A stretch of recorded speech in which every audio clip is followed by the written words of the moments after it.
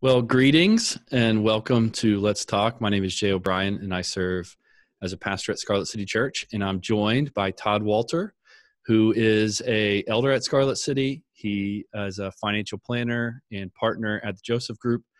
But his top job is being a husband to Elise and father to Elena and Emmy. And as we kind of kick it off before we get to discussing money and finance and so forth, how are you and the family doing with the pandemic and all the craziness right now? Yeah, thanks for having me on. We're staying safe, staying healthy, doing everything we can to quarantine. And, I think it's running its course, just like in a lot of families. We're getting stir crazy, want to get out and see friends and miss being at church. It's great seeing our city group every week on Tuesday over Zoom, but certainly miss being together in person. So we're kind of just like everybody else. I think we're ready for it to be done, but glad that they're doing what they're doing, so that way we can all stay healthy and protected. And so yeah, it's we're doing well.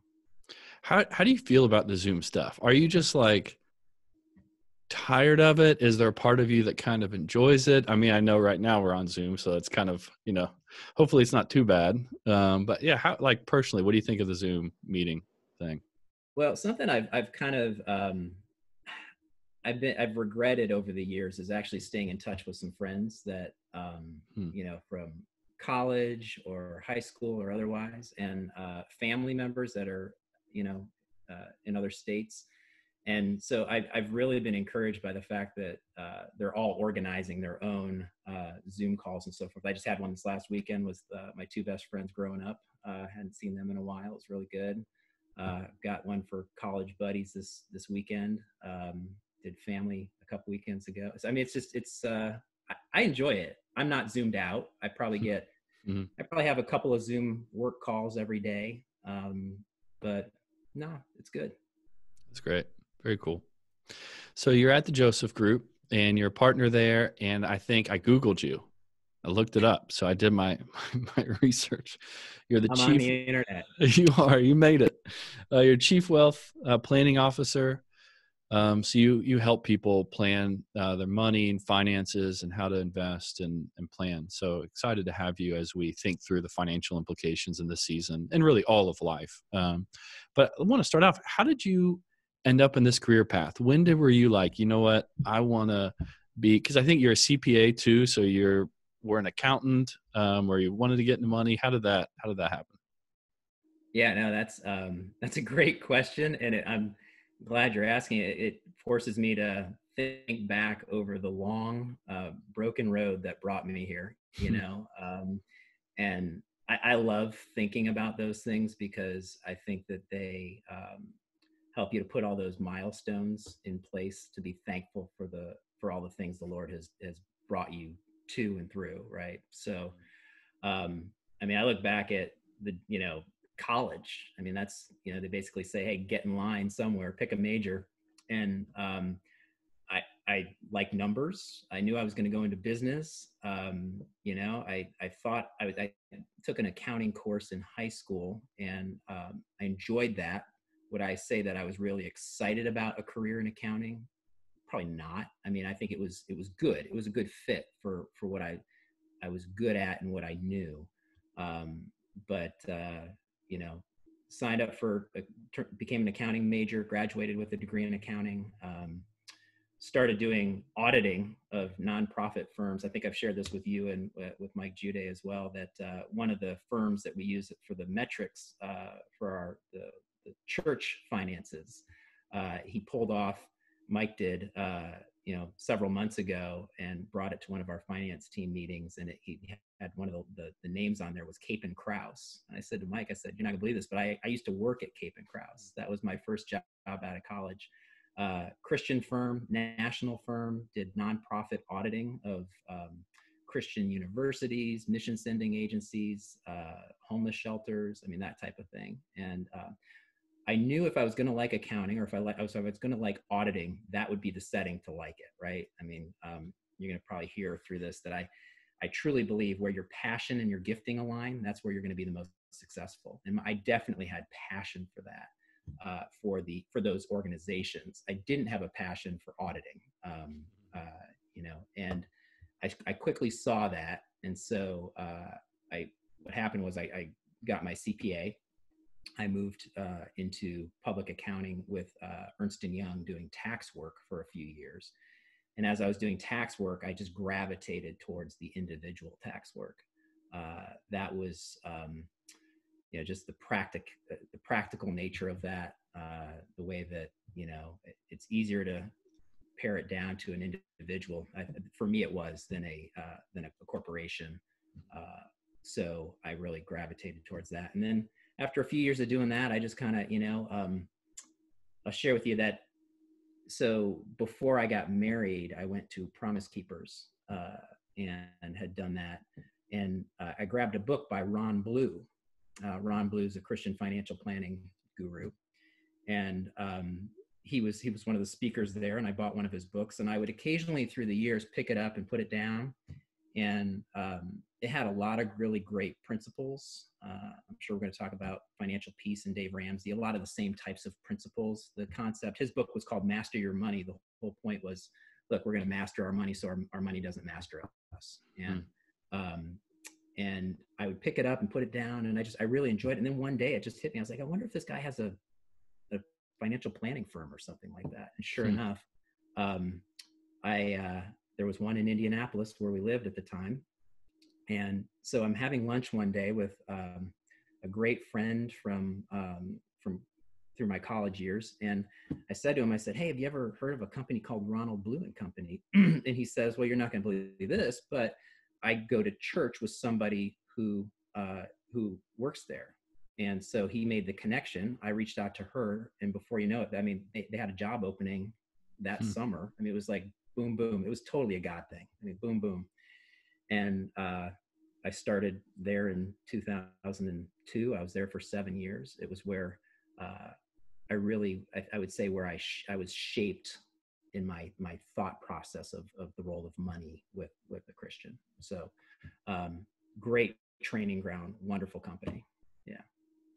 Let's talk a little more about that. I in a little bit, I'd like to get to some of the kind of core practical stuff on the kind of ground level. But before getting there, thinking that about the faith perspective, kind of big picture, what have been some ways, and I love that about you, always bring your faith into your view of things. It shapes a lot of how you do everything, from parenting to being a husband to your work. How has your faith shaped some of your view of money and possessions and just managing them? Yeah. I would say how I'd answer that, Jay, early on in my faith, I was introduced to the concept of scripture memory. And it was something that I did religiously. It was a program where you did, once a week for once a day for 7 months, once a month for 7 years, it was a building type program. And through that, what happened was, I was always looking for good scriptures to pull out. And so here I am at Ron Blue, and they're teaching me all the principles and so forth. And so now I'm taking these principles, which are all biblically based, great verses, and I'm applying them in my scripture memory. And I really, truly believe that God just used those to just penetrate in my heart and change the way I'm a very practical person. I think I've shared with you before that observation, interpretation, application, that happens a lot. I have a tendency to go right from observation to application. I just like to just jump right in and what can I do with this? And so a lot of those verses that just jumped off the page hit me right where I was at, shaped the way I thought it. And I do think this is a really big deal for advisors, is that they have to internalize it themselves first before they can share it with others. So if I haven't been through it, how can I help someone else through it? And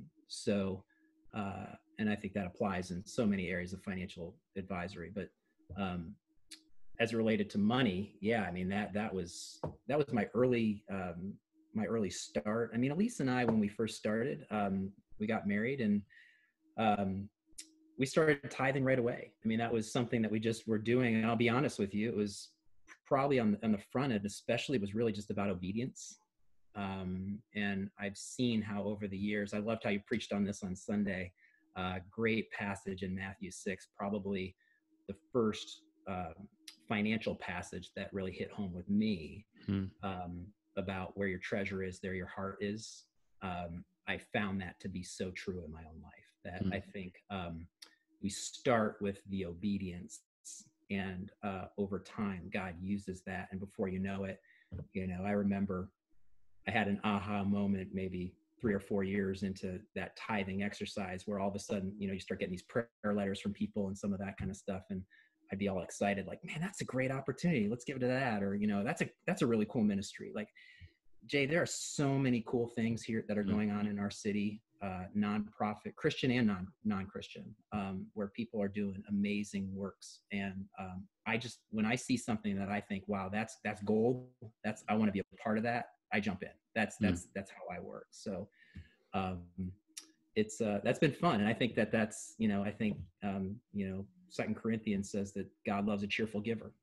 I think that to me is how I express that, right? Is through, he shows me something, I get excited about it, I give to it. And, then I think it's through that he ultimately says he's going to bless us. Right. I mean, that's the whole eternal perspective on giving. So anyway, I know that's not the direction you wanted to go with that, but. No, that's good. And I think, part in there too, I mean, it's, at the end of the day, it's living by faith. And if what you're talking about, if our treasure is in heaven, which I love that Jesus uses that play on it, then it will shape how we view money. And if how we view money is in alignment with that, it'll shape how we spend it and manage it. So I think that's really good. Yeah. Jay, you just used the magic words, eternal perspective. Have you ever read the book, The Treasure Principle? I have. Yeah. Mm-hmm. Yeah. Randy Alcorn. So for anyone who's listening, I remember early on when I started at Ron Blue, I thought, if I were to write a book, that's the book I would have written. So I didn't have to write it, which is great. But I mean, he just spells out so well the whole concept of eternal reward and what that looks like for the Christian as it relates to, being good stewards of what he's given us here on this earth now. He who's faithful with the little will be given much.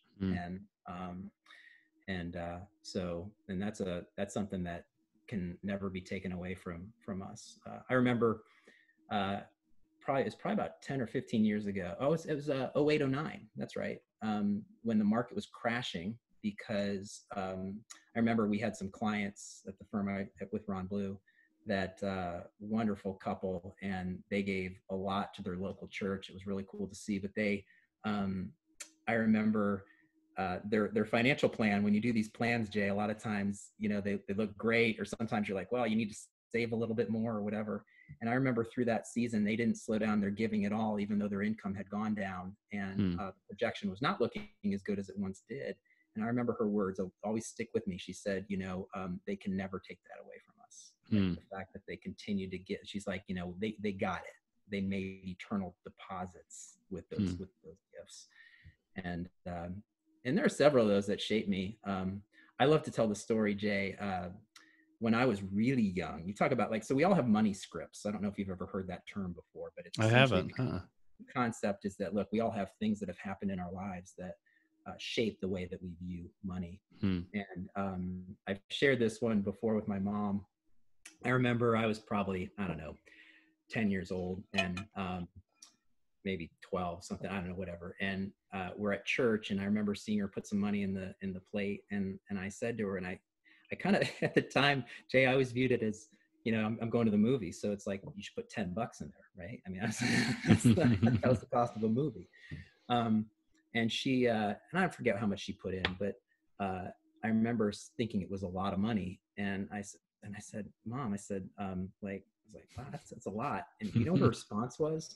It was the perfect response, Jay. She's like, it wasn't enough. That was her response. I mean, it was the heart behind that, of like, that we can't outgive God, that we, that God's, I want to say, it's just, I think he wants so much for us in that, so much more than we can ever imagine. In Malachi, it says that, test me in this, test me in the tithe, see if I will not throw open the floodgates, and pour out so much blessing on you. And I think my mom got that that it was really beautiful. Like I said, I think I look back, I remember that moment. I mean, it was, goodness, over 30 years ago, and that shaped me. I mean, it was like, okay, that's how you're supposed to think about money. That it's it's a humility. Who am I, Lord, that I should be able to give this much?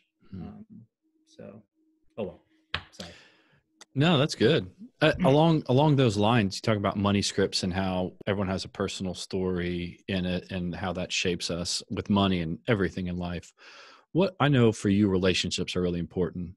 Even I'm seeing like the dots connected when you're talking about being an accountant and you wanted to do personal, and then you get into financial planning, personally involved with people. It's about building relationships. What does that look like as a financial planner? You start to meet with someone.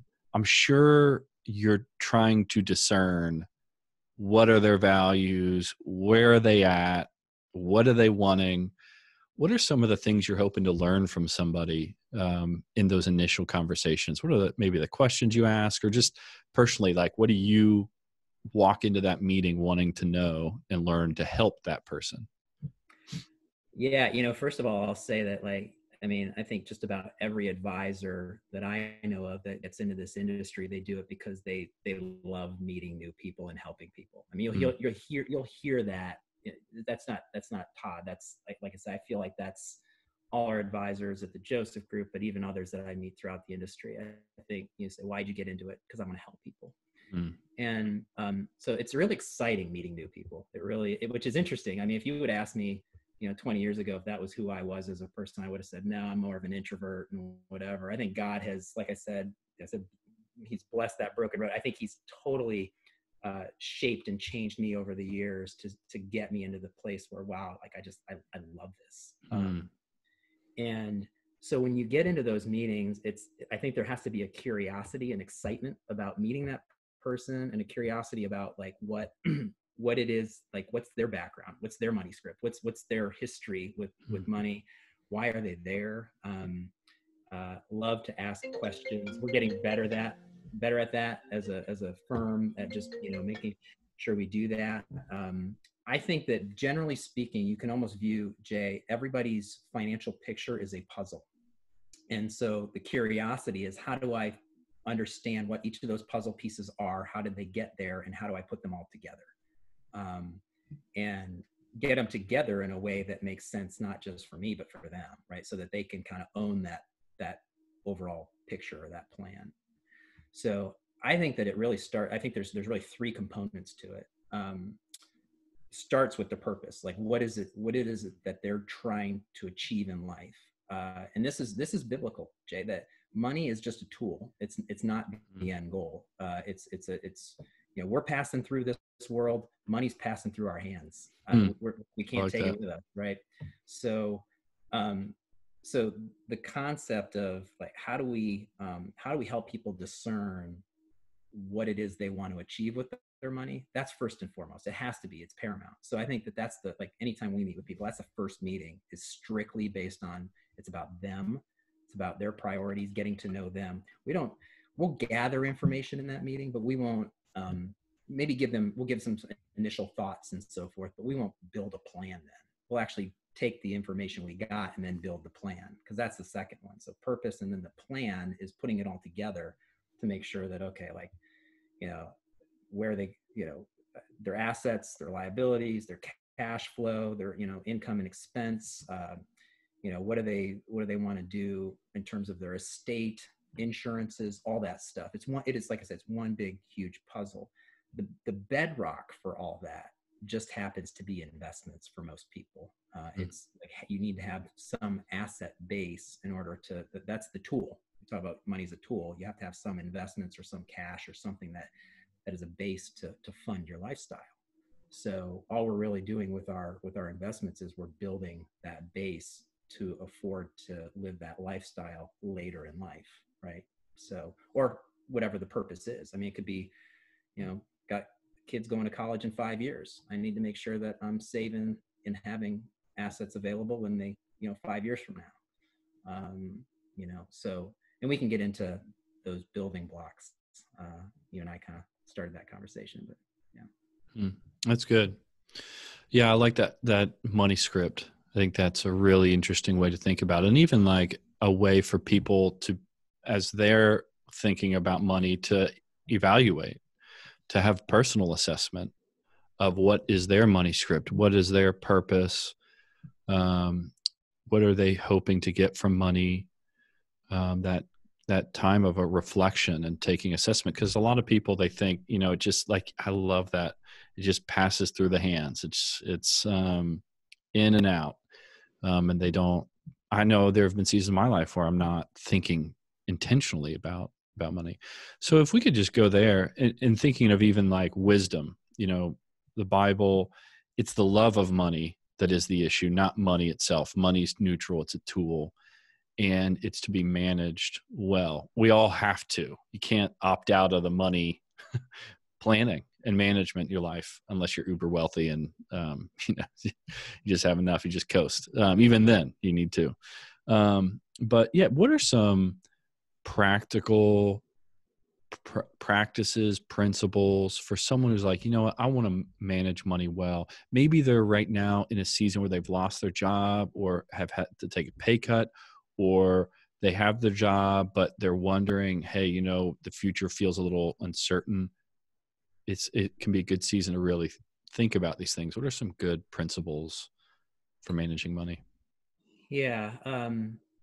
Let me start with those that are hurting right now, because I think that we can get into the practical and the actual steps and some of that kind of stuff, but I think the reality, Jay, look, I mean, this whole pandemic has impacted everyone so uniquely. I don't know if you've seen it, but I just feel like you asked me in the front end, how's it impacted my family, which is very different than it's impacted your family and everybody else in the church is his family. And so for those that I think, like I said, lost jobs, didn't have an emergency fund, that's for the local church. That's why we're there, right? To step in to help each other. And I love that, whoever came up with the idea of the COVID-19 fund, for our church is a great place to start.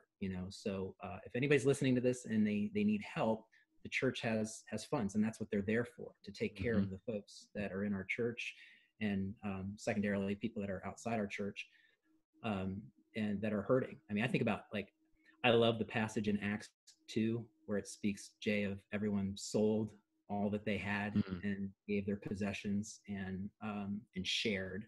I think that we could totally get off on a total tangent here of the political or whatever ramifications of that as it relates to social justice and some of those kinds of things. But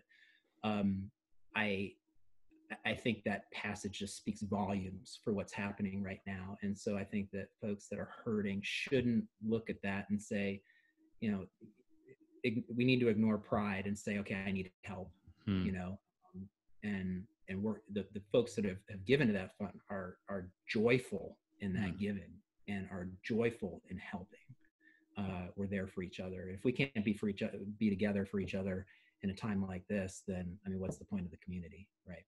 So, so moving on, I would say that pretty much, like, so we've talked a little bit about Dave Ramsey, Financial Peace University.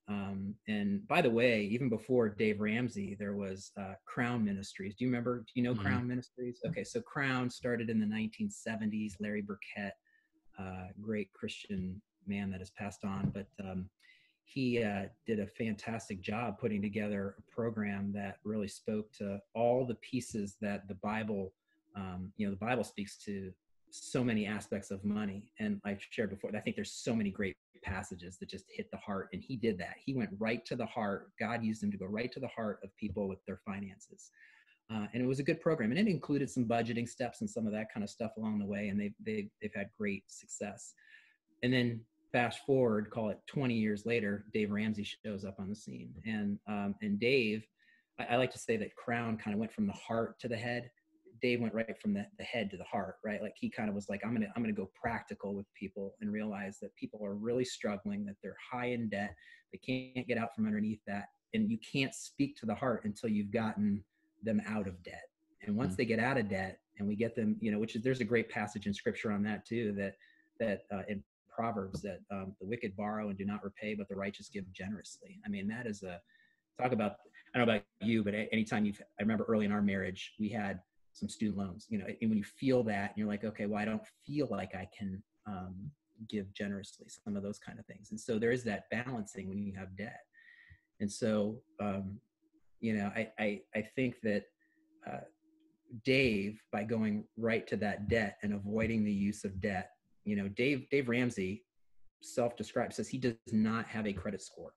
He has no credit because he has no credit cards. And he says, what do I need a credit score for? I'm not going to get credit. When he bought a house, he paid cash. Okay, that's Dave Ramsey, right? I mean, but for those of us that are living, the rest of us, he even suggests, okay, no longer than a 15-year mortgage. So get that thing paid off. So when you think about his baby steps, I'll get practical now. Baby step number one is having 1 month's living expenses in a checkbook, and that's essentially so you don't bounce checks. Number two is paying off all short-term debt. Short-term, that would be credit cards, could be a car loan. It depends on what the rates are. I mean, the big piece with debt is having a payment plan. You just have to have a plan, and if you don't have a plan, then okay, now we need to tackle the debt. And he says with gazelle-like intensity, he's just like, we're gonna go really hard and tackle that thing. And then as you pay off one, you take the money that you're paying for the one and apply it to the second one. And then as you pay off number two, now you take the money that you were paying for 1 and 2 and you pay off 3. Like, so it's like it calls that a debt snowball, which is a really, I think, interesting thing too. So getting people out from underneath debt. Number 3 then would be saving 3 to 6 months of living expenses in an emergency fund. And that's just cash. That's not an investment account. It's not a retirement account. It is strictly cash. And I'll tell you, Jay, regardless of the amount of money anyone has in this world, okay, to an extent, but the people that we work with, to a T, I would say in this scenario, like what we're going through right now, which by the way, they were feeling it also back in 2008 and 9, having an emergency fund is not a bad thing. And it's a thing that, so I've got, for some people it's $50,000 in cash or 20, I mean, big numbers of cash. And it's like, okay, well, it's not quote unquote doing anything for you as it relates to investments and earnings and so forth, but it's doing a lot for them personally, emotionally, mentally, in their personal health. And I think that's worth a whole lot. So regardless of your financial situation, I think, this scenario, what we're going through right now is a great reminder of why people need an emergency fund, regardless of income.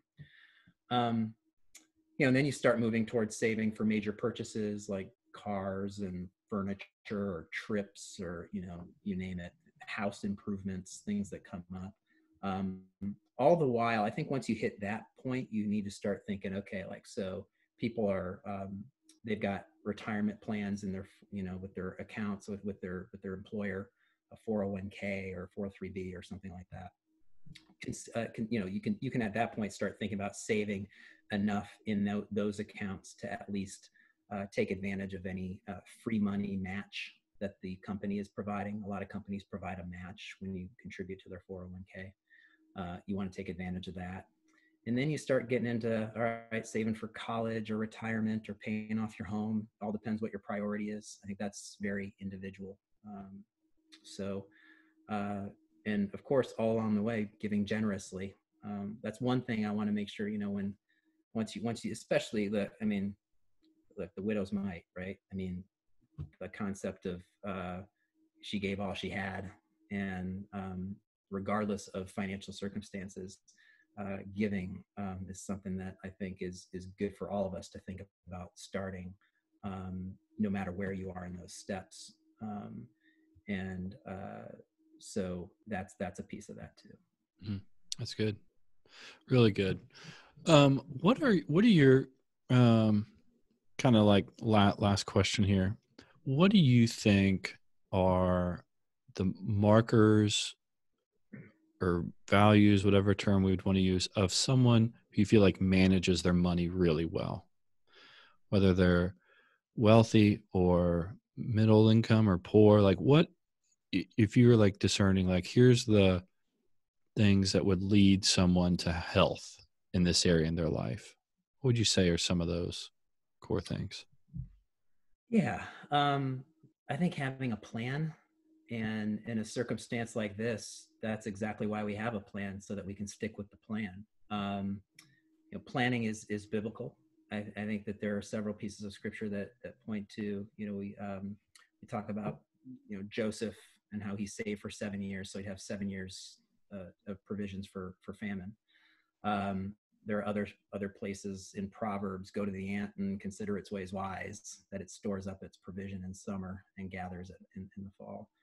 Um, so there are a lot of pieces that I think, if we're planning effectively and we're sticking to the plan, which, by the way, That's another thing. Sticking to the plan would be yeah, well, another.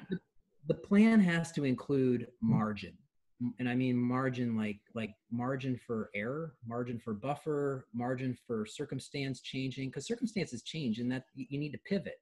It's not like, okay, well, that's my one and done plan, or that well, we said we were going to do this, but then COVID-19 happened, right? So how do you respond in that scenario? It doesn't mean you can't make changes in the plan, but the plan itself, like where you want to end up going, that probably isn't changing for people. It's just maybe how you get there that changes. I would say having a plan, liquidity, I think, is big. One of the core tenets that I was taught early on was spend less than you make and do it over a long period of time. That's, slow and steady wins the race. And when people get upside down on their spending relative to their income, that's a bad equation, right? So we need to make sure that we are living within our means. And it's easy. I think this world doesn't do us any favors as it relates to people wanting to keep up with the Joneses, and seeing things and wanting bigger and better and more, because it's all internal to all of us, Jay. We all have that. Like, it's you and I are not exclusive of that. We see things and we go, oh, I want that, or I want to, and we can get caught up in it, and before you know it, you're out of whack. So accountability is probably pretty good on that too, I think. Making sure that with your spouse, or a friend, or your financial advisor, whoever, having somebody that is helping you through that journey, because we can't go at it alone. Too easy to go off course when we do it ourselves. That's good. Yeah, I that ability to accountability, even self-control, which I think Ramsey does a great job in his course on getting to the heart of some of that, like pulling back. It's so easy to go with the flow of culture and think, I have to have this, I need that, we need the car, we need the home, the new iPhone, and then money's dominating us, and rather than us managing it. So yeah. Yeah, and God blesses us, Jay, ultimately, so we can be a blessing to others, right? I mean, so wanting to be generous and willing to share with each other, I think, is really, really. Yeah. Well, you're breaking up a little there. Yeah, I'm here. There you go. Well, thank you so much for making time. Can you hear me? Maybe. I can't. Showing the internet connection's a little unstable. I apologize. Oh, no, it's okay. Well, we're actually at the end. Thank you so much for taking time, Todd. And I love that you bring both your faith, your love for people, and then your expertise when it comes to discussing finances. And so for someone in Scarlet City, yeah, use Todd as a great resource. If you have follow-up questions or ways we can serve you, that'd be great. So Uh, sweet. Thanks, Todd. Thanks, God Jay. bless.